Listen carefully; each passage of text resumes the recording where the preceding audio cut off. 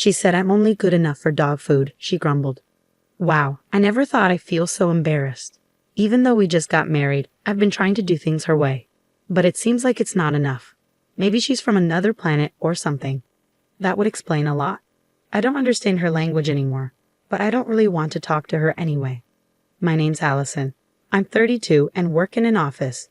I think I got into games because of my older brother who loves them. I've loved games since I was little, especially ones where I pretend to be someone else in a made-up world. I've made a lot of friends online, including my husband Carmen. We both love the same game and have our favorite characters and spells. Whenever a new game comes out, we go buy it together. After hanging out like this for a while, we started to like each other and decided to get married. Carmen's parents are Stanley, who's often away on work trips, and Bianca, who takes care of things at home. Stanley's hardly ever home because of his job. Carmen's grandma, who has Alzheimer's, lives with them too. She's been having a hard time remembering things, especially since Grandpa started traveling. It was a big surprise for everyone. Bianca takes care of Grandma because Carmen used to live alone. So it's just Bianca and Grandma at Carmen's parents' house. I worried about having to take care of someone who wasn't even my parent someday. But Carmen's parents are still healthy, so that day seems far away. I felt pretty relaxed until I got that one phone call.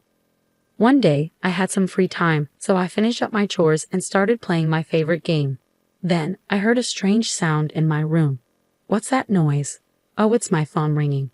I don't usually get calls, so I forgot what my ringtone sounded like. When I saw it was Bianca calling, I felt a bit nervous. It was the first time she had ever called me, and I wondered if something was wrong. So I answered quickly, saying, "Hello. You took your time. It's common courtesy for a responsible adult to answer promptly when someone calls." Her sudden sarcasm made me want to hang up, but I stayed on the line. "Sorry, I'll try to be quicker next time. What can I help you with?" As if you have time off on your days off, right? Playing with those silly games? You should be doing your duties as Carmen's wife. After Bianca abruptly hung up, she told me to visit Carmen's parents' house on my next day off. I felt bewildered for a while. Why did I have to deal with sarcasm from a rare phone call? I thought about ignoring it, but she's Carmen's mother, so I figured I should just hear her out. That's how I decided to approach it. Later that night, I told Carmen about the call. "I'm really sorry. It might be a hassle, so you don't have to come with me." It was reassuring to hear him say that, even though it was frustrating. Sometimes I just need a place to unwind after work. "Hello." "Oh, Allison, is something on your mind?" Susan from the pottery school greeted me warmly. I went there feeling lighthearted, but now I'm fully engaged in conversation. Susan is around the same age as my grandma, but still vibrant and ready to listen to my problems. She's like a mother figure to everyone. Pottery is fun, but I mostly come here to chat with Susan. "Listen to this, Susan," I began, venting to my friend. I got a rare call from Bianca, and it was just one sarcastic comment after another. "You must have plenty of free time," she said, "or do your duty as a wife." I never expected to hear such outdated remarks. Susan always listens to my complaints without judgment. Just ignore Bianca's nonsense. There are still plenty of old-fashioned people out there. People who talk like that often have double standards. My son's wife deals with the same thing. While I may not have lucked out with Bianca, I'm surrounded by kind people like Susan. It naturally encourages me to keep pushing forward. On my next day off, I followed Bianca's instructions and went over to my in-laws' house. When I parked and approached the door, Bianca was already waiting there. "Oh great," I muttered nervously, trying to keep calm. "Good morning. You're supposed to be here 30 minutes earlier. Don't keep your superiors waiting," she scolded. I had just arrived, and already I wanted to turn around and leave. I can understand being punctual for work, but why should I be scolded for her convenience? Besides, arriving 30 minutes early can be inconvenient for the other person, which I didn't want to do. "Well, it's only 10 minutes early," I tried to explain, but she cut me off. "Don't talk back. Am I running a military camp?" I sighed, feeling defeated. I will never trust this person again, no matter what, and I won't ever agree to take care of her when she's old, even if she offers me a lot of money. No way. "Fine then, you're late for our appointment. Anyway, I'm leaving now," Bianca said, ready to walk away. But wait, I stopped her. You call me here without any explanation, and I have no idea what's going on. Well, I'm going out until tonight, so you'll have to come here on your days off from now on, do the housework, and take care of the person in the back room, Bianca said before driving off. I've never met someone so difficult to communicate with. She seemed nice when I met her with Stanley and Carmen, but that wasn't the case at all. I thought about just going home without doing anything to avoid getting yelled at again. But more than that, I hadn't met my grandmother-in-law yet. Bianca had mentioned her, but since she didn't understand, she decided I didn't need to come to the family wedding. By the way, we only had a simple meal and didn't have a wedding ceremony. Carmen and I were supposed to visit her together later, but our days off never lined up, and embarrassingly, we never made it. As I opened the entrance door, a shocking sight greeted me. It was a mess. It wasn't quite a garbage dump, but it looked like it wouldn't take long to become one. The room was cluttered with stuff, and there was a pile of laundry, clean or dirty, scattered on the floor. The kitchen sink was overflowing with dishes. Dust was gathering in the corners, and it was visibly disgusting. The last time I was here, the place was clean and tidy. What on earth happened? This is awful. As I pondered, I heard noises coming from the back room. Ah, it must be my grandmother-in-law, I thought, deciding to go and greet her. Excuse me. Since the day Bianca called me, I've been going to my in-laws' house as instructed. I've come to realize that Bianca probably spends her days out and only comes home late at night. She doesn't seem to take care of the house or her grandmother-in-law at all. While she bosses me around, telling me to fulfill my wife's duties, it's clear she isn't doing much herself. Maybe she got carried away because I obeyed her commands. She once loudly said, "I'm relieved that Carmen, who always plays with toys, finally brought home a wife. But after all, a wife is just a stranger. I guess you're like a free housekeeper. In this day and age, treating your son's wife like this is completely unacceptable." Of course, I told Carmen everything Bianca did, and he kept apologizing every time he heard about it. "You don't have to go to that house anymore," he would say. He even offered to talk to Bianca himself, but I asked him to hold off because I had a plan. I kept visiting my in-laws' house because I was worried about my grandmother-in-law. When Carmen saw that she and I got along well, he was really pleased. After a few months of those routine visits, while I was cleaning my in-laws' house as usual, Bianca said, "There's a memorial service at the end of this month and people will gather. Just make sure you don't say anything unnecessary, all right?" I smiled and replied, "Of course, Bianca," but it seemed like Bianca wasn't completely satisfied with my response. The memorial service was for Carmen's grandfather on his death anniversary. He had passed away before I married Carmen, but he was known to be a gentle and kind person. He and my grandmother-in-law got along very well and used to travel together. Carmen told me they always held hands when they were out. Grandfather-in-law had died of cancer, and my grandmother-in-law had taken care of him devotedly, with no help from my parents-in-law. It's just unbelievable.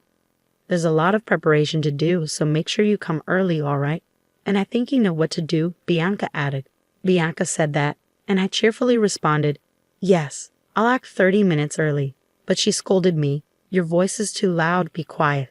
I thought about throwing the TV remote at her but managed to hold back. "You can't talk like that now, but just wait, get ready," she warned. I looked forward to the day of the memorial service, eagerly anticipating it. I was told to come 30 minutes early, but I arrived an hour early. Apparently, that was too much for Bianca, who came out of the entrance angry, saying, "You're too early." There's such a thing as too much. Honestly, when I saw her face, she looked like a monster to me. I quickly cleaned the room and set up the tables.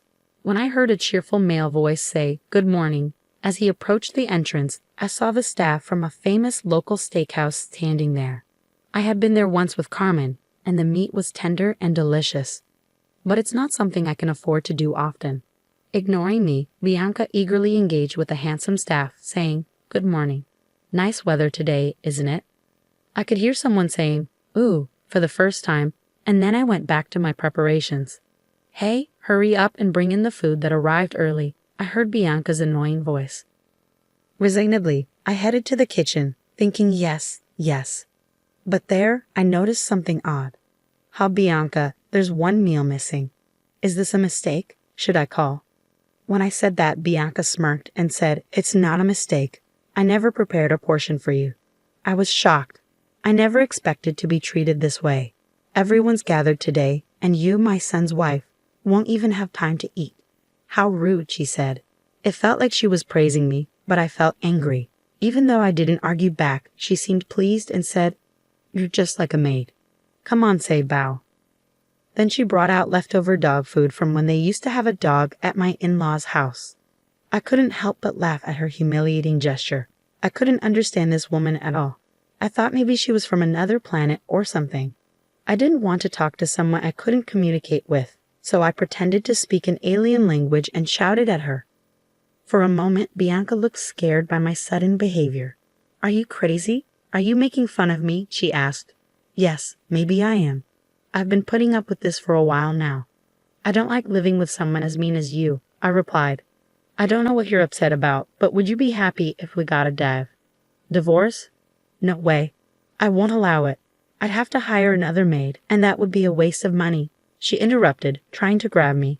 "Stop it? How embarrassing," I said, turning around to see Carmen and my father-in-law Stanley, along with Stanley's brother and his wife, who had come from far away. Bianca didn't notice them because we were arguing, but it was time for Carmen and the others to arrive. I'm not sure how long they had been watching, but Bianca suddenly became quiet, maybe because Stanley stepped in or because she was shocked. Then the priest came to the house. The memorial service ended simply, and it was time to eat. But my grandmother-in-law stayed in her room, saying she wasn't feeling well. "I haven't had steak in a while, but it's really good here," Stanley said as I busied myself bringing drinks and such. "Allison, come and eat too. You don't need to do all this," my aunt-in-law said kindly. "Thank you, but it looks like there's no steak left for me." I pretended to be sad. When Cindy asked why, I said, "I can't really say. Please ask Bianca." Cindy glared at Bianca, who seemed scared by her look, and started saying something strange. "Oh, I ordered the wrong number of steaks." I offered my portion to Allison, but she said she didn't want it. I'm so lucky to have such a nice woman in the family. Bianca was sweating a lot, and her eyes were darting around. Cindy looked at me worriedly. Yes, that's right, behind Cindy. I could see Bianca's face completely at ease. That face was so funny, I struggled not to laugh. Bianca is always so nice. She tells me when I'm not polite. Today, instead of steak, she prepared this for me. I said and brought out the dog food Bianca had given me from the kitchen. Bianca looked scared at my unexpected move. What's happening? What did you do to my wife? Carmen asked, but Bianca stayed silent. Stanley spoke up. Well, you know, when in Rome, do as the Romans do, right? Allison is part of the family now. Stanley started joking, and Carmen looked like he might grab him. Wanting to avoid any trouble, I decided to call my secret weapon Susan. Everyone was surprised by my loud call. Then from the back room, a cheerful voice answered, yes. Out came Susan, the grandmother-in-law. It turns out she's the Susan from pottery school. The day Bianca first invited me over, we were both shocked to see each other, never imagining that Susan would be the grandmother-in-law. We finished the chores at my in-laws' house together, laughing. The in-laws' house is a two-family house, and Susan's part was very neat. It was clear she wasn't sick, but Bianca never suspected.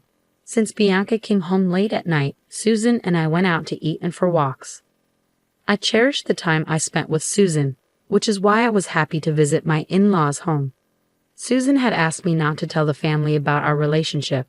I was upset by Bianca's unfair words, but I knew it wouldn't last forever, so I endured it. Susan chose not to attend the memorial service because she didn't want to see the family's faces. She always prayed for my grandfather-in-law's happiness after his passing. Huh? Mom, don't you have Alzheimer's?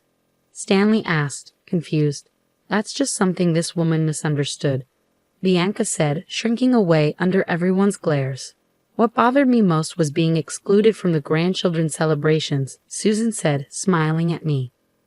Bianca, not finding this funny, suddenly apologized. I'm sorry, Allison. You've always been distant to me. I was frustrated, and that's why I played that prank today. I truly regret it, but if you had been kinder from the start, maybe I wouldn't have. I never wanted to go along with this act. Bianca, all the kind words you've said to me before, I thought they meant something. That's why I recorded them, I said, pulling out a hidden voice recorder. As we played it back, Bianca's face turned pale, and the others grew serious.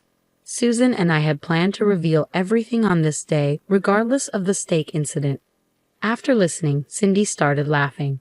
You talk about social manners, but you've never worked a day in your life. It seemed Bianca had never worked and had lived a life of leisure after the children grew up. Bianca started going out more, leading to constant arguments with Stanley. Stanley himself was apparently a habitual cheater who came home late every night. He would show up at school events for appearances, but otherwise had a fake relationship, according to what Carmen had told me. Carmen couldn't stand it either and left home as soon as he finished high school. That's why pack your bags and leave right now. This is the home my late husband and I cherished. I'll never let you come back. And you too, Stanley, Susan said, glaring at him. You've got another woman out there, don't you? Do whatever you want, worthless son. I'm cutting ties with you. Stanley left hastily, maybe feeling too exposed. And Carmen, I know you're busy with work, but visit once in a while. I understand if you don't want to, with such foolish parents, Susan told Carmen, looking a little sad. Then we left the house. As Carmen and I walked away, Bianca, looking furious, chased after me. Wait, clear up this misunderstanding. If I get kicked out, I'll be in trouble. I thought if that were the case, she shouldn't have mistreated me in the first place, but her words came too late. I don't get it. Why don't you work? You seem to know how to be a decent member of society, I said sarcastically as I got into the car. She was yelling something outside, but I ignored her. Let her regret her choices however she likes. After getting kicked out of my in-laws' house, Bianca showed up at Stanley's place where he was working alone. But as Susan predicted, Stanley was already living with his mistress, and Bianca was quickly left out. It turned out Bianca had been cheating too, with a married man. She got sued by his wife for damages. Since both our former in-laws had cheated, the damages kind of balanced out, but Bianca still had to pay. Stanley might have to pay less if his mistress's wife also sues him, but they're strangers to me now, and I don't care. They were a match in a weird way, despite their fake relationship. Carmen has no attachment to them and never wants to see them again. I feel the same. We decided to live in the in-laws' house with Susan. We got rid of all the furniture Bianca had picked out and changed the inside a lot, so it feels like a new home. Susan is surprisingly lively for her age, but I'm happy to take care of her if she needs it. Plus, next year, our family will be growing. I'm excited to have a happy life with my loved ones from now on.